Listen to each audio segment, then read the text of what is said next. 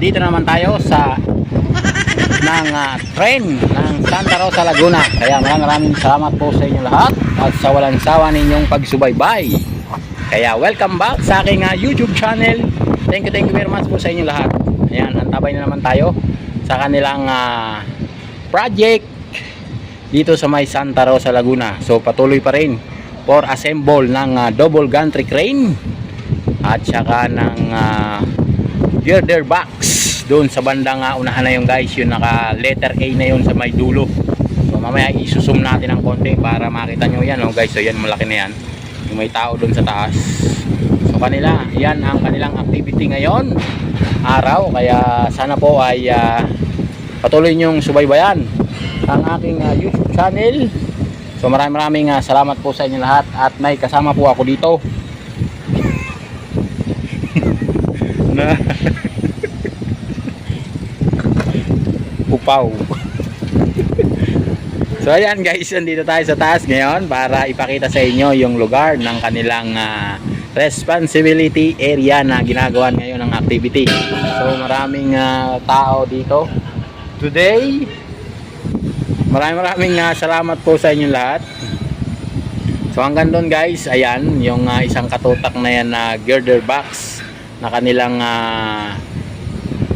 ina-assemble at inaayos, no, by setup, no, by set. So dadalhin yan doon sa banda doon sa guys, doon sa may dulo, yung kanilang warehouse area. Ayan yung maraming tao na yan guys na gumagalaw ngayon. Ayan, no. Ayan. At patuloy pa rin ang kanilang SOG, no, na bubuhusan. So siguro ngayong gabi yan, pagka nakumpleto na yung bakal nila, bubuhusan na ng SOG. Yung kanilang SOG ay bubuhusan na rin. So dito patuloy pa rin yung kanilang pagkukumpuni ng kanilang warehouse. So nandito tayo sa building natin guys, kaya pasensya na kayo, maraming mga tubo-tubo na dumadaan dito sa ating video. Kaya maraming salamat po sa inyo lahat. So ayan yung kanilang area, ayan, no. Zoom lang natin ng konti. So ayan guys. So ayan yung kanilang area.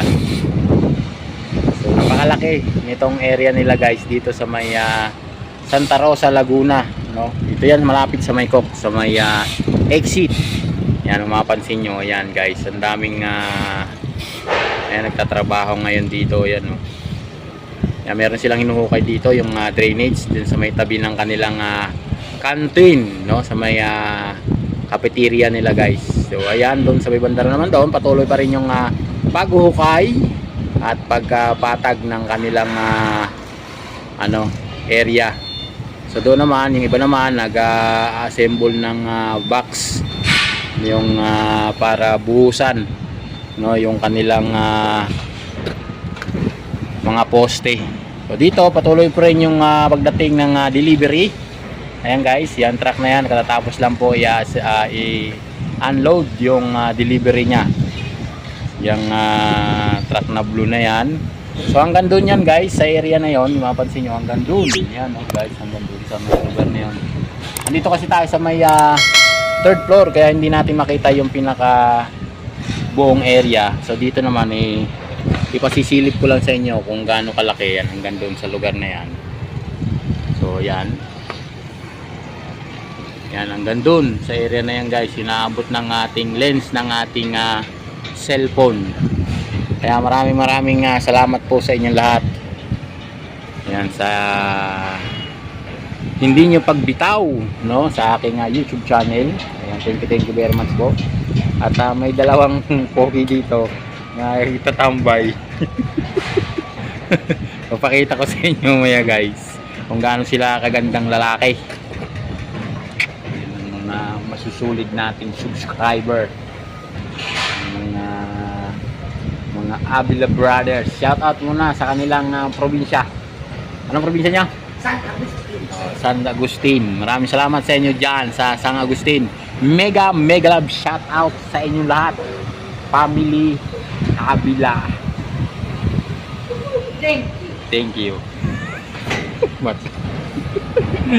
So yun guys, yung ibang tao naman ay pauwi na. So dito guys, 5 klase yung kanilang contractor, yung kulay gray, red, blue, at ano pa yung isa, yung kulay green at yellow. Yung kanilang contractor dito ay marami, kaya mabilis yung kanilang pagtatrabaho dito guys. Talaga namang gabi at araw kasi dito guys yung kanilang pagtatrabaho, no, hindi lang araw, pati po gabi. Mas marami yung tao sa gabi kesa po sa araw guys. Mapansin nyo, hanggang dun po yan, yun sa may skeleton na building na yan. Yan, zoom lang natin konti, hanggang dun pa sila. Yan, hanggang dun sa dulo na yun guys. So yun, dun sa may building na yun. So malayo na rito sa area natin, kaya sinusumsum na lang natin, no, para makita nyo yung lawak ng kanilang area dito sa stockpile sa may Santa Rosa, Laguna, no. Ito yung area nila. Yung warehouse naman nila guys ay ayun, patuloy ng palapad yung kanilang naipapatong na trusses, pati yung canopy. Yan guys yung kanilang yung kanilang warehouse. Ayan, yung nasa taas na yan, yung malalaking beam na yan na nakakulay gray. Yan, tapos yung poste yan. Yung iba pa kasing poste guys dito sa bandang gitna rito ay wala pang buhos, puro bakal pa lang yan, oh. Yan nasa gitna na yan, puro bakal pa lang. So mahaba yan guys hanggang dun sa may dulo. Ayan, hanggang dun sa may dulo guys, yun sa may mga punong kahoy na yon, sa likod ng kabahayan na yan guys, yung kanilang warehouse. So mula dito sa kinakatayuan natin, mga 500 meters to 300 meters, basta ganon kalayo mula rito sa area natin. Malayo guys, malayo, no, mahaba yung kanilang warehouse. Yan, hanggang doon sa may area na yon, hanggang doon yun sa may likod na yun guys. So yung nakikita natin na yan. Kaya patuloy yung kanilang pagtatrabaho at pagkukumpuni ng kanya-kanya nilang designated area o designated na kailangan na gawin, no. Meron dito sa double gantry crane, meron sa warehouse, meron sa gantry crane, meron sa silo, meron sa ground floor, meron sa SOG yung kanilang trabaho. So ganun sila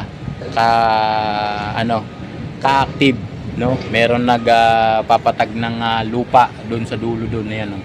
Tapos yung mga nag-uwi yan guys, mula rito, yan, pansin nyo, mga nakabike, kasi nga malayo na yung kanilang area, no, na nilalakadan. Siguro kung maglalakad ka mula rito palabas dun sa kanilang area ginagalawan, mga kalahating oras pag iikot ka papunta doon, yung sa may area na yun, doon, no? Malayo mga kalahating oras bago ka makarating dito galing doon sa main entrance nila, no. Malayo kasi guys, doon pa sa may Coca-Cola yung kanilang entrance. Yan, kung alam nyo dito sa may Santa Rosa exit, doon pa po yung kanilang exit point nila at saka ng entry points nila.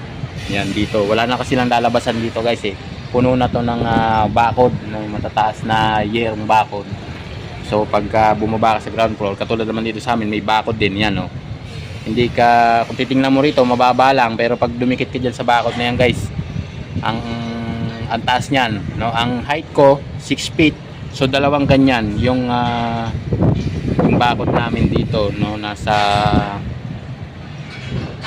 12 feet yung taas ng bakod dito guys. Yan, kasi nga maraming dito dati nung kami inabutan namin to, wala pang bakod, maraming pasaway dito, maraming makukulit, no, na kawatan, kaya tinaasan nila yung bakod. Pati din yung year nila dun sa bandang dulo, tinaasan din nila mataas, ano din, pinagdoble yung D8 na yero, kaya mataas yung bakod nila, kaya hindi sila pwedeng dumandan kung saan lang. So kung saan sila pumasok, doon din sila lalabas.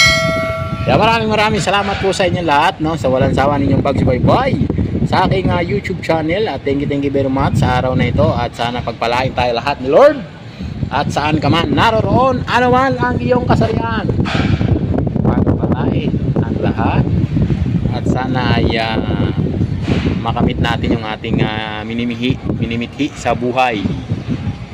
Ayan, no, sana po lahat tayo ay makaahon sa ginhawa. Kaya maraming salamat po, hanggang dito lang ako magpapaalam na. Bye-bye.